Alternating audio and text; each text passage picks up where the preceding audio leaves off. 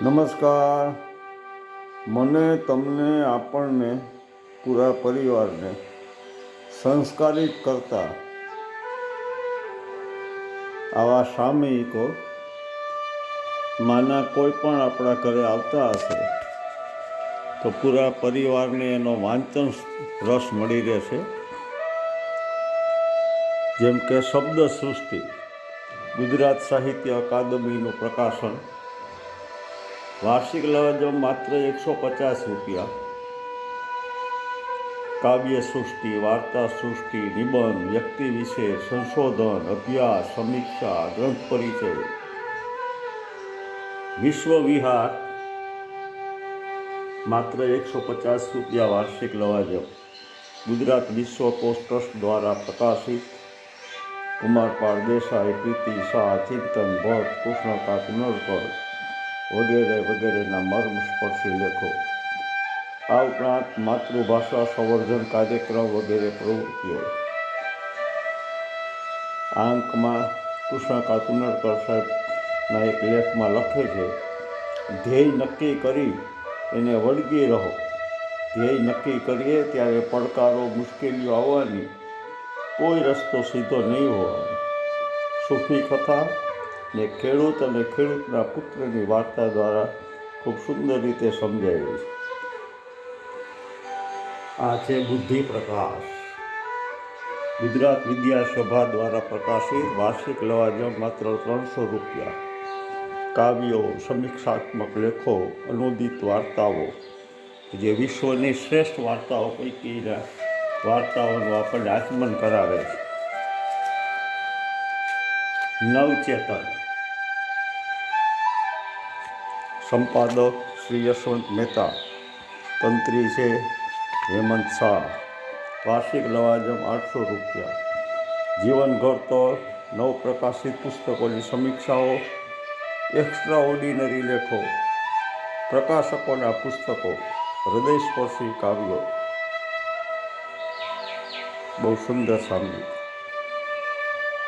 આ જોઈ શકો છો તમે. કુમાર, તંત્રી શ્રી પ્રફુલ્લ રાવલ. વાર્ષિક લવાજમ માત્ર 500 રૂપિયા.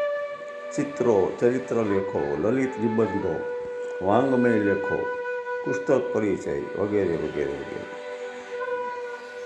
જનકલ્યાણ, તંત્રી સંપાદક ડૉક્ટર હરેશ દ્વિવેદી. સંત પુનિત મહારાજની પ્રસાદી. સાંપ્રત લેખો, વાર્તાઓ, કાવ્યો. 75 વર્ષમાં પ્રવેશ કરી રહ્યું છે. વાર્ષિક લવાજમ 300. અને હવે જનકલ્યાણ ડિજિટલ સ્વરૂપે પણ મળે છે. ડિજિટલી તમે મેળવી શકો છો માત્ર 200 રૂપિયા. અખંડ આનંદ, વર્ષોથી પ્રકાશિત થતું ભિક્ષુ અખંડ આનંદ ટ્રસ્ટ દ્વારા પ્રકાશિત. વેદ દર્શન, સુભાષિત, દિલને સ્પર્શે એવી વાર્તાઓ, લાગણીઓને સ્પંદે તેવા કાવ્યો, વિશેષ લેખો, વ્યક્તિ વિશેષ વગેરે વગેરે વગેરે. આ કે આવા સામયિકો આપણી પાસે આવતા હોય, આપણા ઘરે આવતા હોય તો બાળકો સુંદર વાંચી શકે. માત્ર ઇંગ્લિશ મીડિયમમાં ભણતા બાળકો તો પણ ઘણા મળે છે, જેમ કે વિઝડમ, જ્ઞાન વિજ્ઞાન શ્રેણીના પણ ઘણા પ્રકાશિત થાય છે. મેળવો, વાંચો, વંચાવો. જનકલ્યાણમાંથી એક સુંદર મજાનું કાવ્ય, તો છે દિવાળી. કોઈ અજ્ઞાત કવિએ લખેલું છે. લાગણીથી ખડખડો તો છે દિવાળી, પ્રેમના રસ્તે વળો તો છે દિવાળી. એકલા છે જે સફરમાં જિંદગીની, એમને જઈને મળો તો છે દિવાળી. છે ઉદાસી કોઈ આંખોમાં જરા પણ, લઈ ખુશી એમાં ભળો તો છે દિવાળી. ઘાવ જે લઈને ફરે છે કંઈક જૂના, પીડ એની જો કરો તો છે દિવાળી.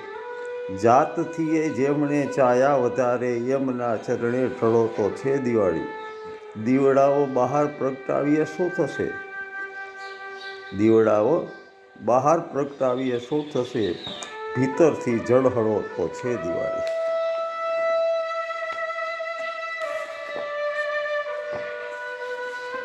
અખંડ આનંદમાં સીધું દિલને સ્પર્શે એવું એક કાવ્ય છે ભરત વિંજોડાનું. તમને કહ્યું એ કોઈ બીજાને કહ્યું નથી, ડાબે હતું એ જમણા ખંભાને કહ્યું નથી, પથ્થરની મૂર્તિઓ જ ફક્ત જીરવી શકે એને કહ્યું એ માટી પગાને કહ્યું નથી, રાજાને કારભારીઓ જે જાણતા હતા એવું બધું આમ પ્રજાને કહ્યું નથી, રાખ્યો છે મૂળમાં જ તમે ભેદભાવ, આ ખોટાને જે કહ્યું તે ખરાને કહ્યું નથી, આવે તો એને આપીએ આસન ને માનપાન, આવે તો એને આપીએ આસન ને માનપાન, પણ આવો એવું કોઈ સગાએ કહ્યું નથી. આપ પણ આપના ફેમિલી માટે, કુટુંબ માટે, પરિજનો માટે આ કે આમાંના કોઈ પણ મેગેઝિન, સામયિક, વાર્ષિક લવાજમ બંધાવો. વાંચન રસ આપનો પણ કેળવાશે, પૂરા ફેમિલીનો કેળવાશે. અને આ બધા અંકો એવા છે કે જેને સાચવીને રાખી શકાય, વારંવાર વાંચી શકાય એવા છે. આજે તમારી સાથે સંવાદ કરવાનો મોકો મળ્યો એ બદલ ધન્યવાદ, પ્રણામ. અમારી ચેનલ આપને ગમી હોય તો લાઈક કરજો, ફોરવર્ડ કરજો, સબસ્ક્રાઈબ કરજો. ધન્યવાદ, પ્રણામ, જય અરુણાચલ.